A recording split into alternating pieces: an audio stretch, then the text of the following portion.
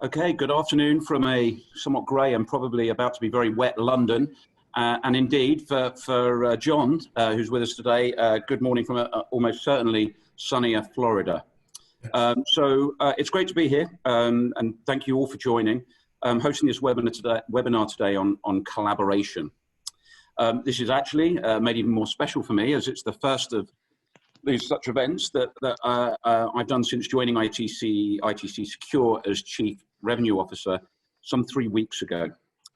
As I said, this is a webinar on collaboration. It's actually the third and final one in a series that has run over the last couple of months. Collaboration is a topic that's very close to ITC's heart. In fact, we announced at the outset of the year that this would be a key theme for both us at ITC, but also for the wider industry as we move through 2020. Nothing so far has changed in this belief. In fact, quite the opposite, perhaps even hastened by some of the behavior and activity that's gone on during and post the pandemic. Ultimately, we firmly believe that we defend better when we defend together. So the ability to integrate now automated tool sets, get access to real-time data, we can bring collective defense to life.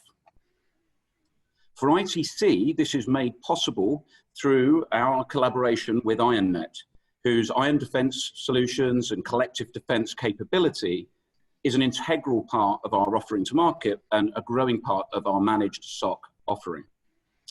And today, what we really want to do is talk about why this should be important to you or enterprises, and how, indeed, enterprises around the world can benefit from it. But before we get started, let me just walk through some housekeeping.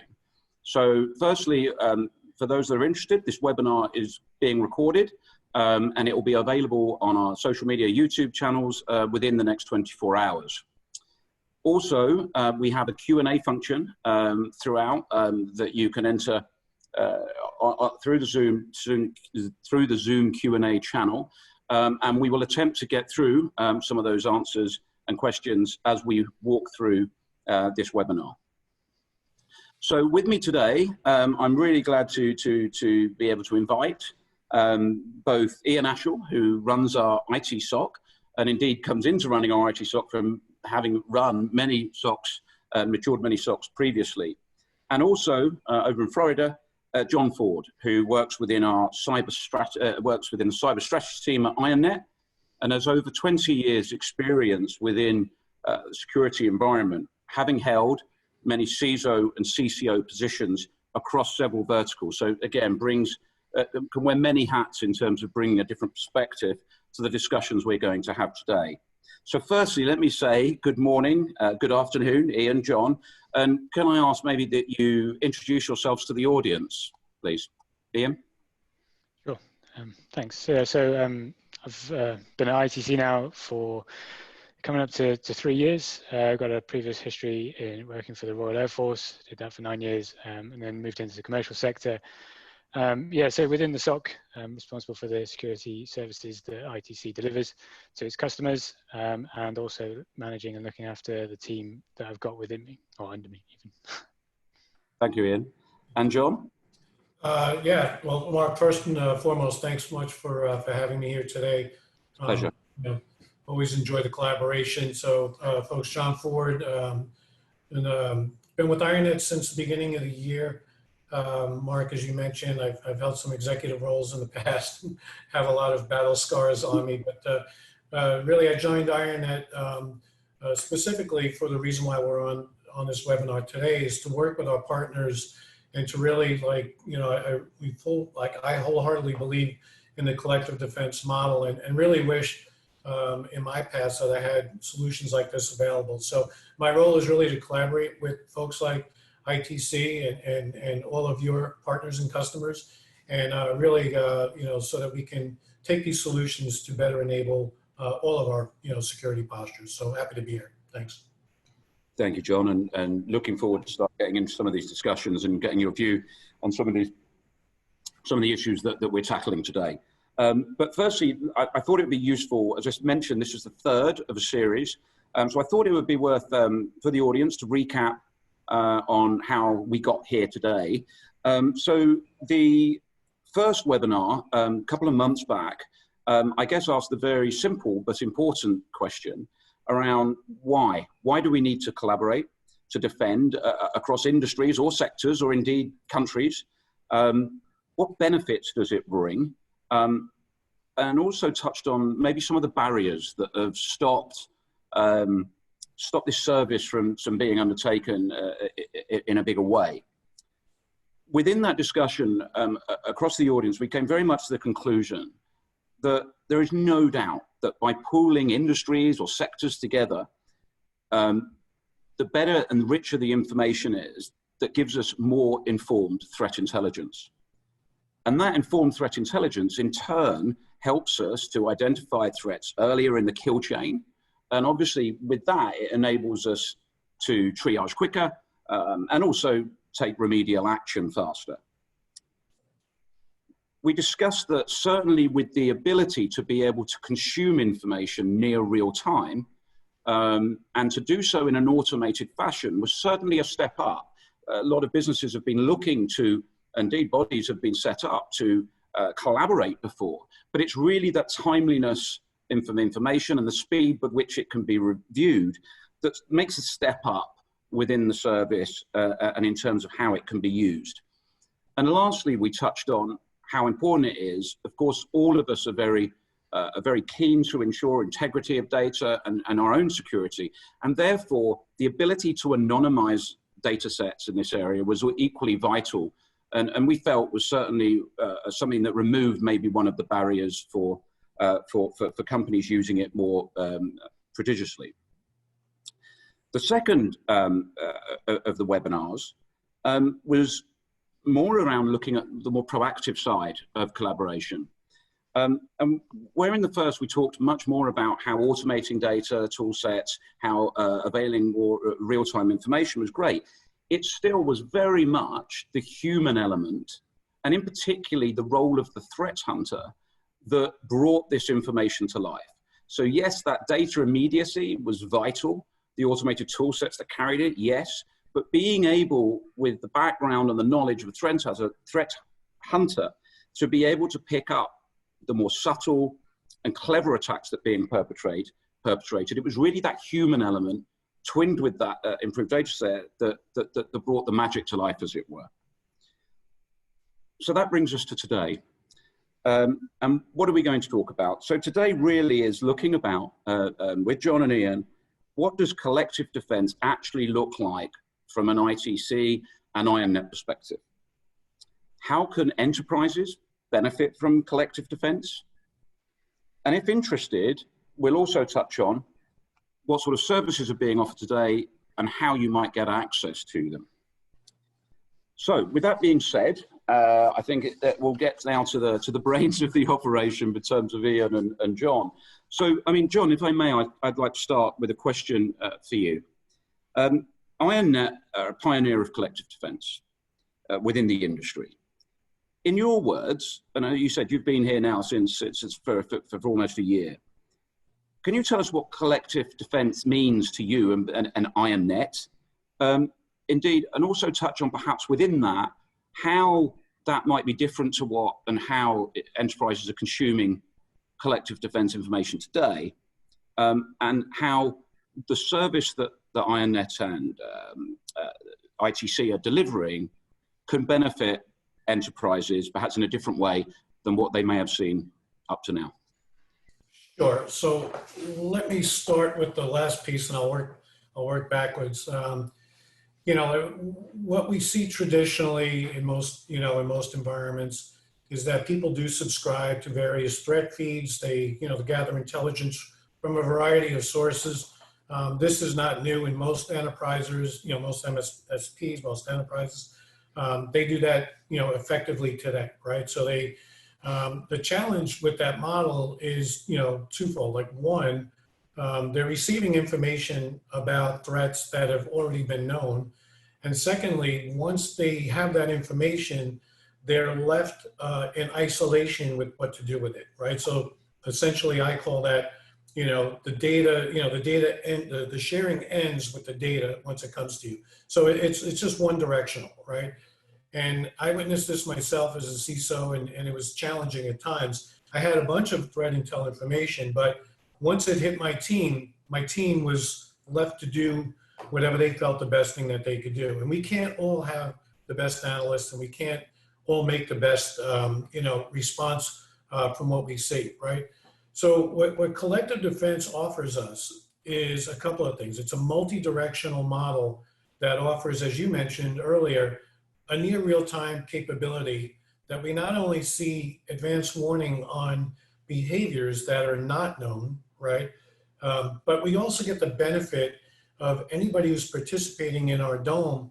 We get to see what they're doing with that information as well. Maybe they mark it malicious, maybe somebody else marks it suspicious, but what we're able to see is a real-time collaboration on how these threats move throughout various companies, sectors, and nations, right? And so what I call this is like the rising tide floats all boats. I knew I didn't always have the best SOC teams. I had good ones. But if I could rely upon my team as well as others to weigh in on what these threats really are, and these threats are behaviors, then that made my team much more powerful. It was a force multiplier. So what we see is like you take your current model, it brings you from 0 to 50, and we look at collective defense as bringing you the other way home, right? Satisfying the other 50%. So that's really the difference. We don't we actually take advantage of the legacy and traditional model of threat intelligence, but we take that and then adding these behaviors, we're taking this and maturing it to a level that hasn't really been seen before. Okay, so again, from really what I'm hearing from that is definitely immediacy changes the game because you're getting stuff now, but also the real challenge is you're getting it in a way that gives your SOC team more value, more context to that type of threat that enables you to work with it.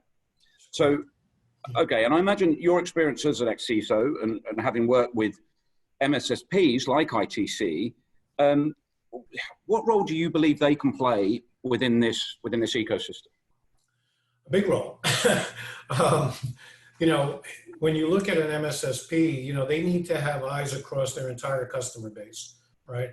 And an MSSP's role, what I've seen in the past few years, this has always been the case. They're always trying to add value to their customers, right? That's always the goal. And MSSP customers think they're doing everything for them, and they want, they demand that, right? But the other benefit too is, so not only just having eyes across the customer base, but when an MSSP participates in, say, ITC Dome, what they would see is also the benefit of protecting their own house, right? And that's important because, we can talk to where attackers generally go for ease of use, but so it's not just an MSSP supporting their customers, but it's also protecting their own house, which really creates a better environment, adds more value back to their customers as well. And Iain, is that something, obviously, day in, day out, you're running our SOC, and your teams are focused on, obviously, as John mentioned, our raison d'etre is adding value to our customer. So do you see, what's unique about collective defense in terms of what now that can enable you to deliver to your customers? And what does that mean for your team? Yeah, sure. So we're just to build on what John was saying there, leverageability of any platform is always really good for an MSSP. It speeds up our ability to detect, respond, and then provide that coverage back to our customers. And so in terms of collective defense and with the platform itself within the dome, being able to feed up those intelligence indicators or any of those anomalous behaviors into the dome, then obviously we can react faster. We don't need to necessarily create any new content. We don't need to spend time doing other bits. We just hit a couple of buttons and away it goes. And yeah, it covers us as well. We are covered then. So it really does just help the speed of response and making sure that from a customer perspective, those that are within the same dome, perhaps, that if they are at risk of a particular threat, that then they also get the coverage, and they may not have seen it yet either. So it's really helpful in that regard. as well, looking after the customers. So again, and to recap, really, getting that information, it provides more context, but it enables you to speed up in some of the detection and response that you're delivering to your customers. Yeah, and of course for our own usage. And I guess the interesting thing is, of course, this isn't theoretical for us. We are actually already seeing those benefits. Yeah, so I mean, obviously very pleased to announce that between IronNet and ourselves, we've officially built and made available an Iron Dome for finance customers, and also a dome for healthcare customers that's available and being used today, and already starting to deliver some of the benefits that we're seeing. So very much, this is not a theoretical discussion. This is very much about something that we're starting to see, feel, and it's changing, I guess, the way that we start to operate every day in terms of running the SOC and interacting with our customers. John,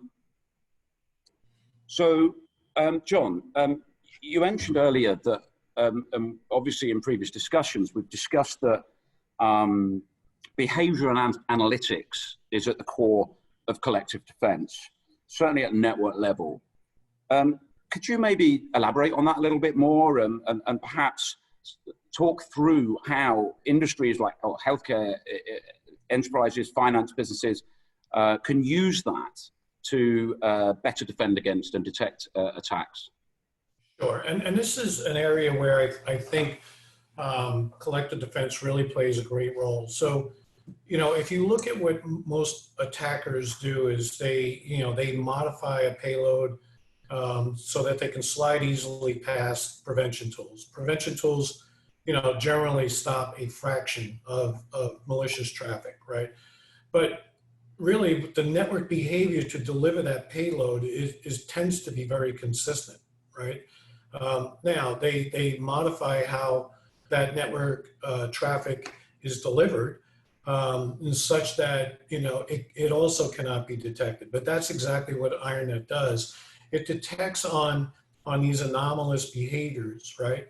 And the benefit to that is we can, and attackers, they share information better than we do, right? So if an attack group wants to use a particular technique, and execute that technique on healthcare or financial, services, they may change the payload, but essentially, the way that they exploit that through the network is very much the same.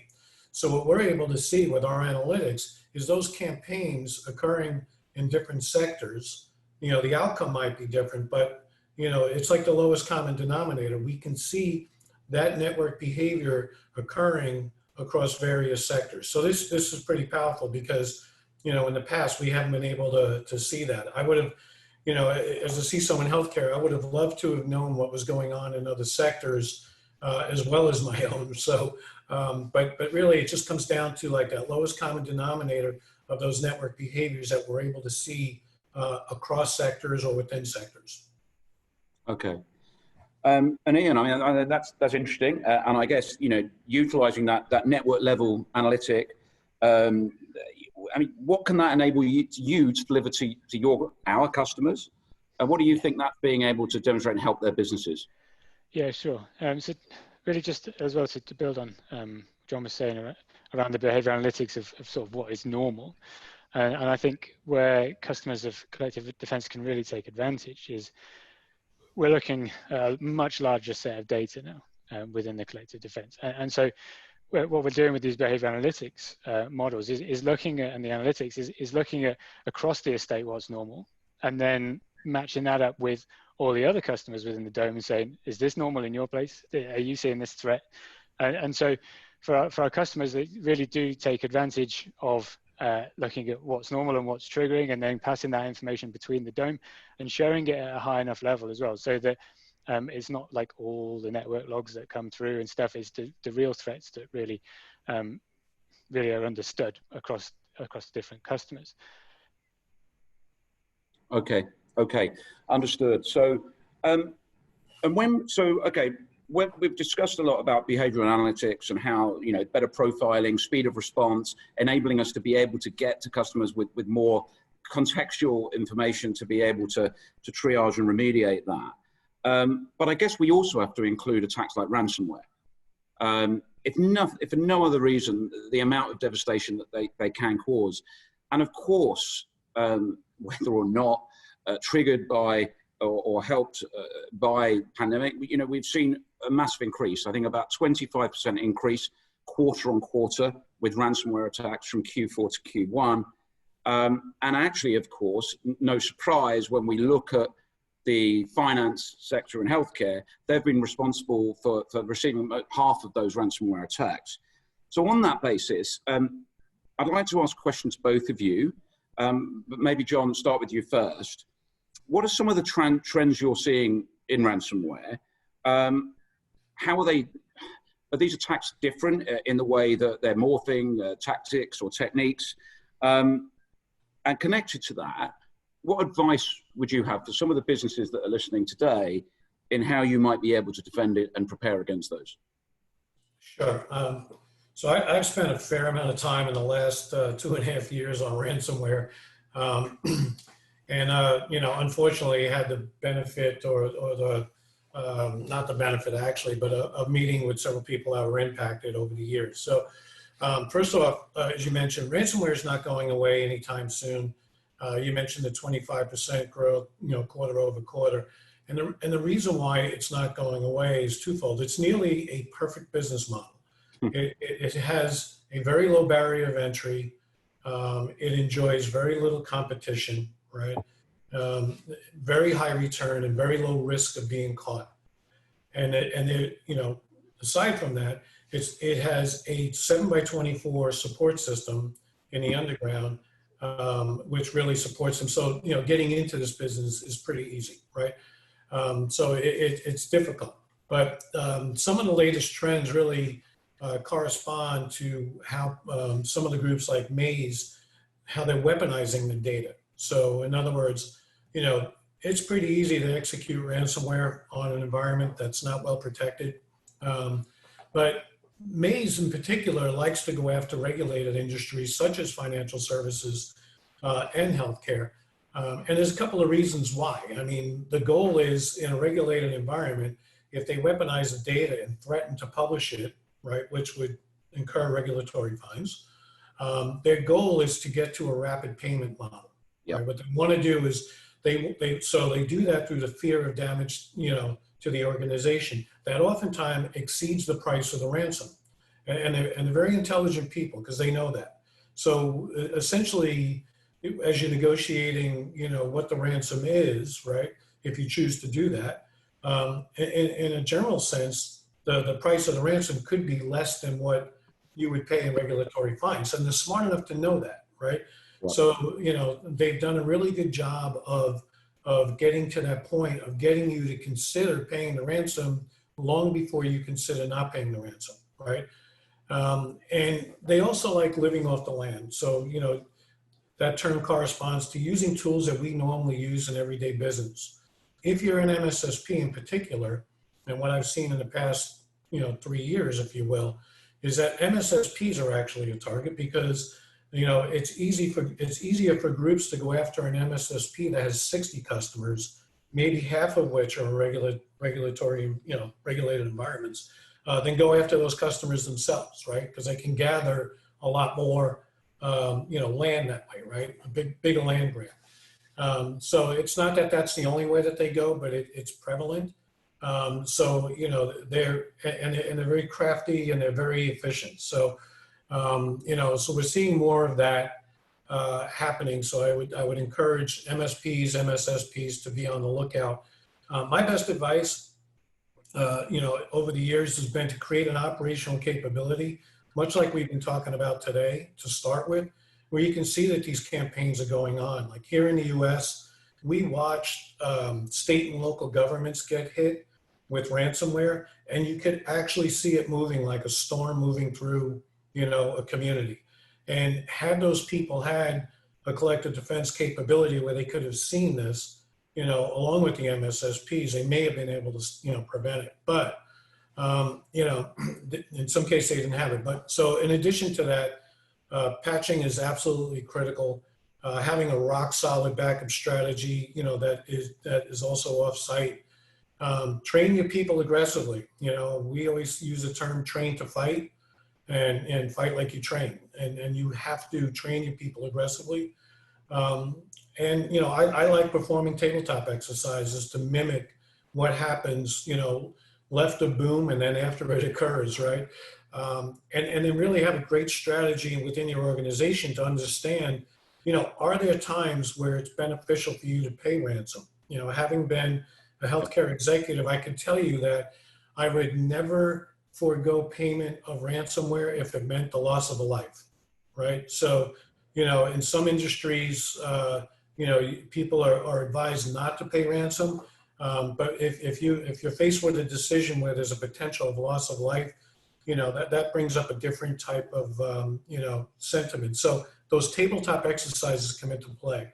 But collectively, and I'd love to hear what Iain has on this, but collectively, like if you wrap all that together, you know, there's a lot to consider here that would benefit an organization beyond ransomware, but, you know, really to handle a ransomware event. Yeah, and it's quite sobering. I mean, you said you put the life balance into it, and it's quite a sobering reality. And I mean, Iain, obviously, John taught there, and one of the, you know, one of the increasingly, I guess, at threat groups may be MSSPs. And in terms of your perspective, what can you add to that? How are you managing and looking to defend against that? Yeah, sure. So from an MSSP perspective, we make sure, and I suppose this would come into my sort of recommendations for any customers, is to make sure that wherever your crown jewels are, wherever the sensitive places are, that the right permissions are provided at the right time to the right people, and then rotate them if necessary. You know, make sure that password policies are in place so that people are forced to change their passwords, and it is strong and it meets all the requirements, etc. And then we obviously have got a lot more security in place I don't really want to talk about on this call. But yeah, just to go back to some of the other trends around ransomware, some of the stuff that we're seeing is these two-stage attacks. So the first stage is the attacker would get a foothold into the network and would take a copy of all the data before encrypting it as part of a ransomware attack. So they've got you in two stages here. They've got your data and then they've ransomwared it all.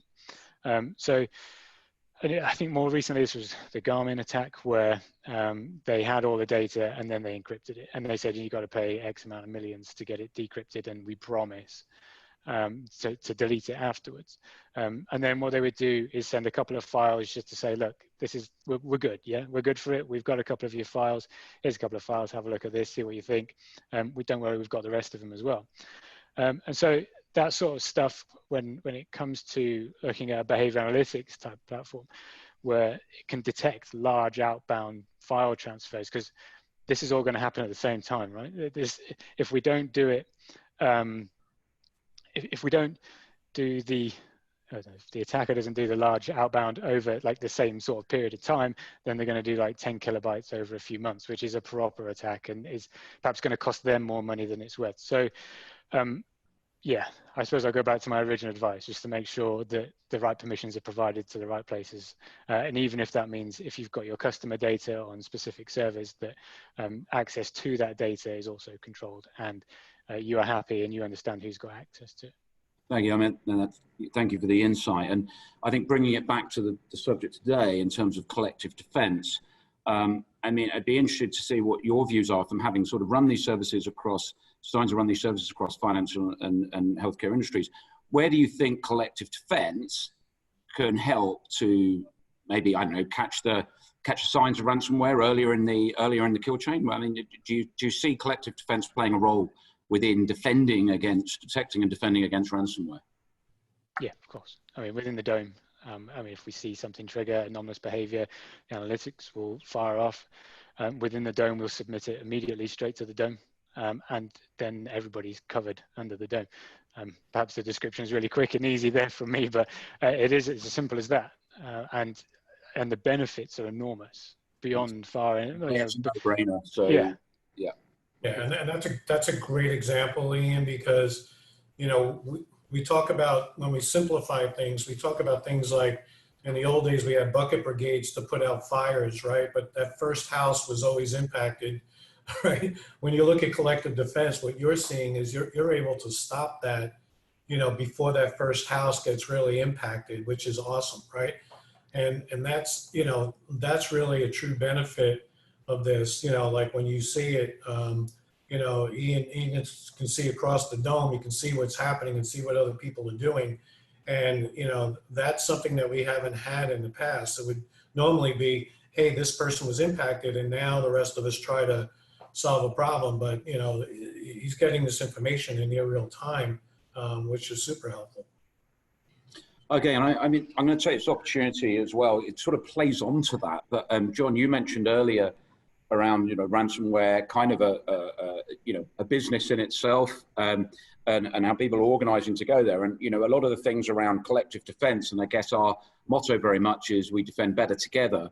But again, one of the things that I guess flies against that, and it ties into a question, is that, you know, why would I want my competitors to have a robust cyber defense against attacks? You know, okay, maybe I can be secure, but do I want to be helping someone else that I may be competing in day out? And I guess, certainly from my perspective, you look at that and you go, I'm pretty sure when we're talking about organized attacks, you're looking at people, ransomware perpetrators working together. I mean, they certainly collaborate at times. But what would you say to that question? Because it is something that I guess people feel sensitive about. And how would you answer that, having been a CISO and worked within those sorts of commercial businesses in many verticals before?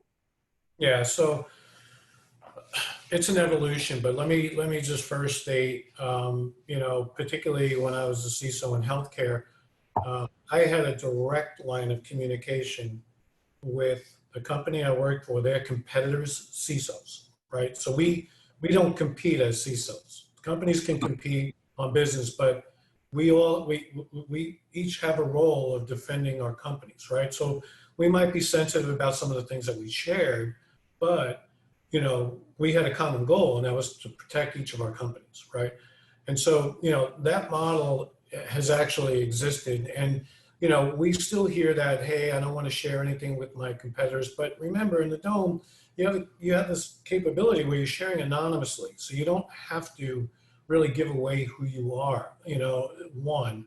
And then two, when you look at coordinated, like, you know, we're talking about ransomware, and you know, perhaps people, you know, in the webinar here are thinking that maybe that's just a bunch of kids, you know, trying to get some money out of companies. But understand that a lot of these attacks are nation state and nation state level attacks and proxies of nation states, right?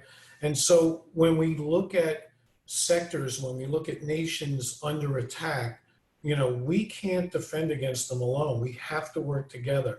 So we have to adopt this paradigm that, you know, sharing is critical. In fact, you know, I posed this question to somebody a few months ago, and I said, if there's 5 CISOs in the room, right, and 4 of them participate in sharing, and 1 of them does not, and 4 of them see an event coming, and they're able to, in advance, protect their environment before something negative happened, but that other, you know, CISO didn't see it coming, was impacted, is that person negligent?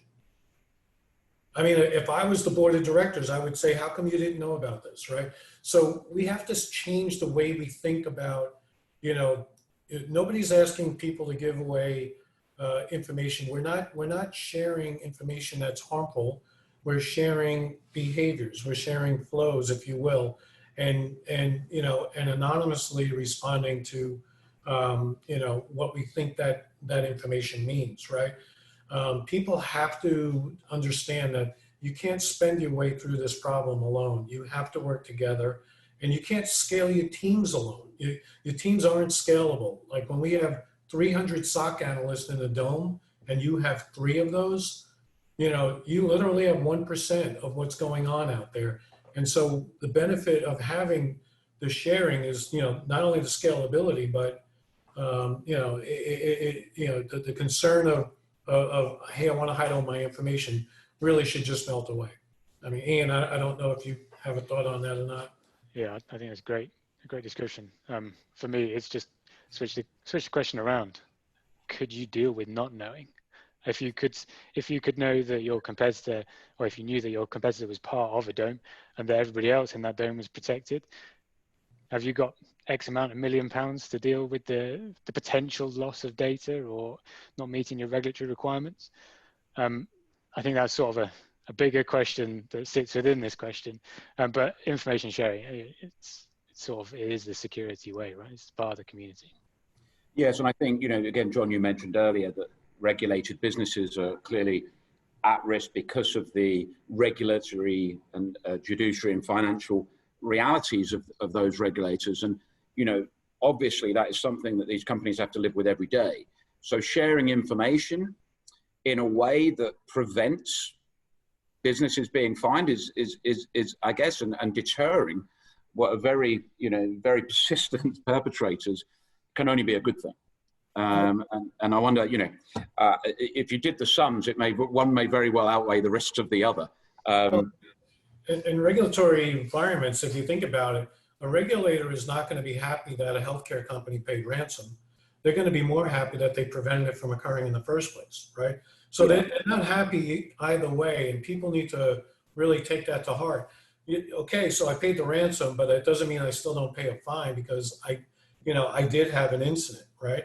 So we have to think about this thing. We have to think about this completely differently. In times past, we relied upon allies, right? And I love the term from Winston Churchill. The only thing worse about, going to war with allies is going to war without them, right? And so we're doing the same thing here today, but, we really have to, we have to combine our sources without adding extra cost, I might add, like without hiring extra resources, we get this wonderful capability. And you touched on that earlier, and actually the audience, one of the attendees has come up with another question, which is, you talk through all of this and you think, wow, it's another source of information. I've got more behavioral analytics. It's all of this information is hitting my team. How do I scale my teams with, let's face it, we all of these businesses, all of the companies we work with don't have an unlimited budget. Now you've kind of touched on that already. But maybe we can just pull that through a little bit, and certainly I'm interested in both Ian's and your, John, your view of it from working with different teams and also seeing the benefits of how collective defense works. But again, I would imagine that I guess collective defense helps you, as we've already touched on, to provide more detail and more context around a potential threat that enables, I guess, your team to be more effective. But maybe you can expand on that, because I guess the fear is that we've got from some people is, how much more am I going to have to invest in scaling to deliver this? Yeah, I would just say there's a very good side benefit of collective defense, right? One is, let's assume, you don't need to hire any additional SOC analysts. But those SOC analysts, we know they're not all built the same. And maybe some of them are having a bad day. Maybe some of them are on holiday. Maybe some of them are disgruntled because maybe they don't make enough money, right? That never happens, does it, Ian? Yeah, it'll never happen, right? But think about it like this, right? When you create an environment, and I know this for a fact that technical people love this, right? When you create an environment where they can collaborate and learn from each other, you are literally providing on-the-job training. So like Ian may have an analyst that is super good at a certain component of, of a threat that other people aren't as, well adverse to. But them seeing anonymously what Ian's analyst is doing, right, raises the bar. It raises the bar for those other analysts. They're actually learning collectively throughout this environment. So it's not just that we see the behaviors, we respond to the behaviors, but we're raising the knowledge level of all people within the dome, all analysts. And it's kind of like the bug bounty programs today, where you get really good researchers and people go, oh, whatever that person says is good. Well, when they see Ian's analyst respond to something, they'll say, he was spot on the last 10 times, I like what I see, right? This is like providing an environment that I think SOC analysts would like. And I think for the SOC managers, you're getting more out of your resources without adding resources. Right, and if your analyst is having a tough day, there's 300 others out there that are willing and able to respond to what they're saying. Right. No, thank you. As I take from that, collective defense equals collective learning. And I guess, you know, and from that, Iain, I mean, obviously that you're managing that team of SOC engineers every day. And does what John's going through, does that resonate with you? Yeah, and I'll just add one bit to it as well. I make them compete with each other. So either through learning or otherwise, or even just the tools. So sort of collaborating as well across the team to make sure that everybody understands everything that's going on. So where they feed off each other for knowledge, for things like looking at behavior analytics. I've got some analysts which are really strong in behavior analytics. I've got others that are really strong in writing query languages and all sorts of other bits. So really sort of getting them all trained up at the same level really does help raise the bar across the board.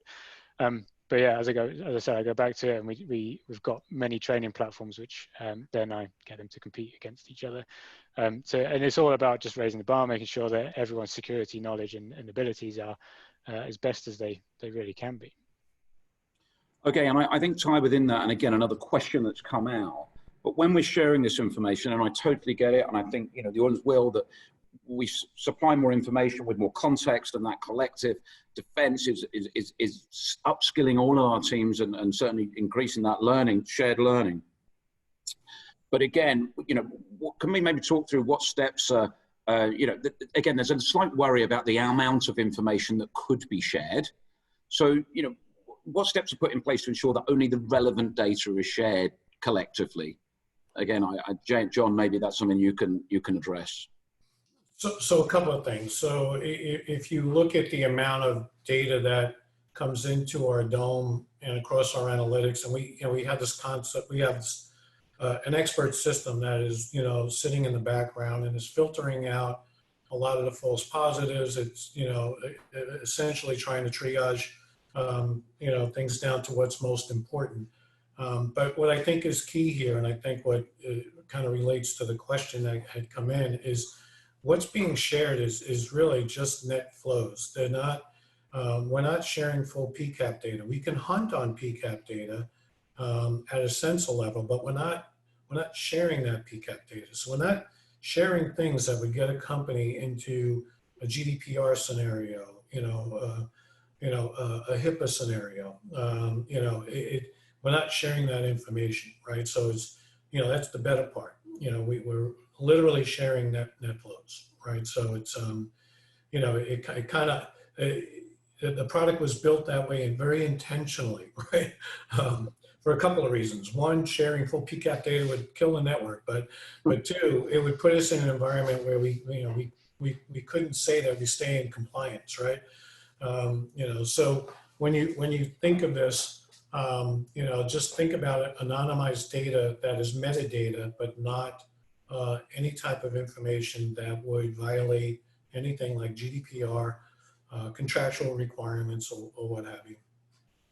And again, you'd expect a security conscious group to be worried about the safeguarding and the sharing of that data. But I think the message is very loud and clear, is that there is absolutely every control and design measure to take place to prevent that. Iain, I don't know if there's anything you would like to add to that before we've just got another question in, but is there anything you would add to that? No, I think that's pretty comprehensive. Our response is all, you know, it's all siloed into each customer. Yeah, that's it. Okay. So one additional question, and I have seen this come up before. So one of the questions was around crowdsourcing models. Is this like a crowdsourcing model for analysts and SOCs? Exactly. It's exactly what it is, but it's also crowdsourcing in an anonymous fashion, right? Yeah. And it's also crowdsourcing in a real-time fashion. But that is exactly what it is. And we use that term a lot. We like to also use the term Waze, like, you know, for traffic, you know, analysis, right? And but that is exactly what it is, and you know, it just makes so much sense that that's how we operate today. This is, you know, we've hit an inflection point in security, and unfortunately, in my 25 years of being in this business, there's been several inflection points, and we're at one right now. And this is the model moving forward. Defense and isolation, you know, it just doesn't work. Okay.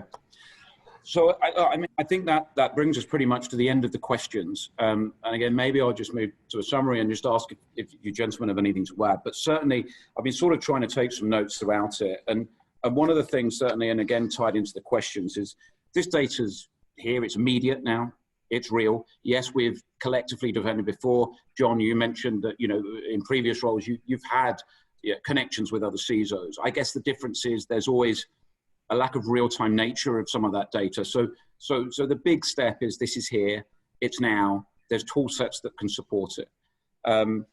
We went through a lot of questions around, how can this data really help teams, security teams within enterprises, or indeed MSSPs like ourselves? How can it help? And again, we look through, it's all about providing more context to the issues. Collectively, we touched on, collective defense means collective learning, yeah? So being able to see something by the benefit of someone else that we may not have seen before, and all of that leads to faster triage and more rapid remediation of possible large-scale attacks. We obviously touched on how that very same thing can help in spotting ransomware attacks earlier in the process. And of course, that has huge financial and bigger implications as well.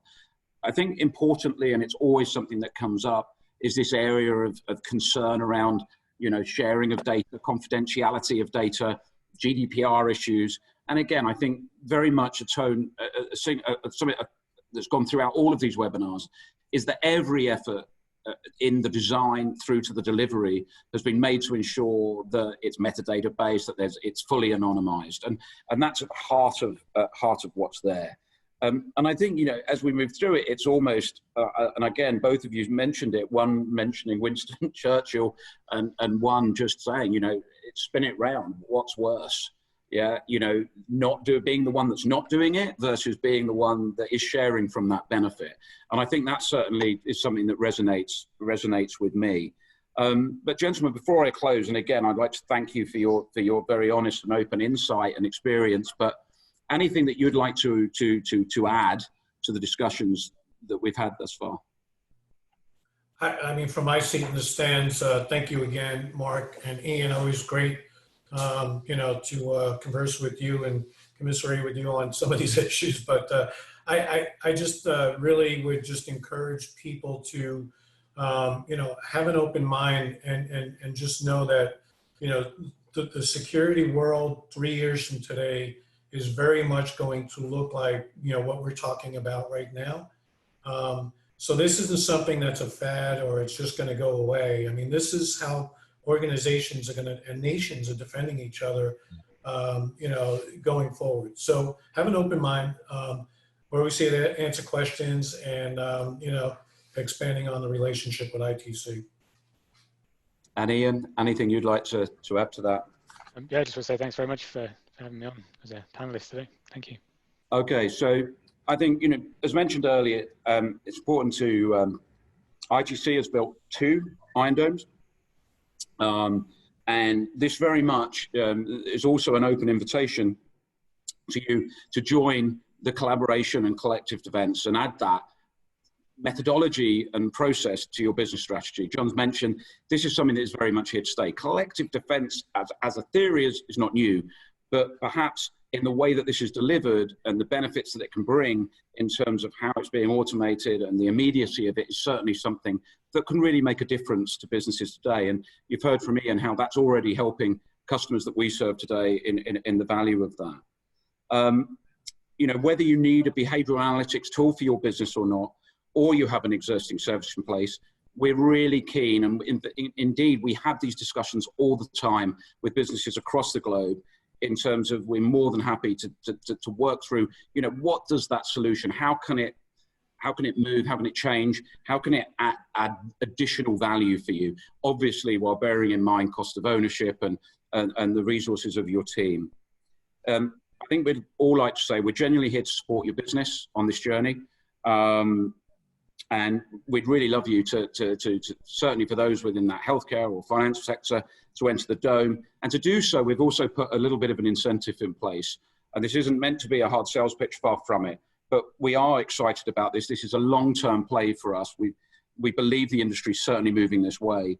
And to help sort of ease that, we're looking at offering a one-year subscription free of charge for an element of the behavioral analysis service that we run. It's non-intrusive in nature and design, but it will also provide some insights into the benefits that DOME and collective defense can bring. So, you know, this is investment certainly from our side to bring customers along on that journey and enterprises on that journey. If you want to know anything more about this, or indeed reach out on any of the topics that we've discussed today, then, you know, please reach out to the team or email those that you know within the business. But equally, there is an email address, inquiries@itcsecure.com, that should be coming up on the screen. List the subject collective defense, and one of our team will get back to you immediately. Well, that brings us to the end of the webinar. I'd like to really sincerely thank our two speakers again. Thank you. I'd also like to extend our thanks for all of those that have joined us on this call, and indeed on those that have been with us along the journey over the last two webinars as well. If you have any questions, please don't hesitate to contact us. And don't forget, for those that are interested, this will be available on our social media, YouTube channel, in terms of full recording. So thank you very much. And yeah, look forward to speaking to you soon. Thank you.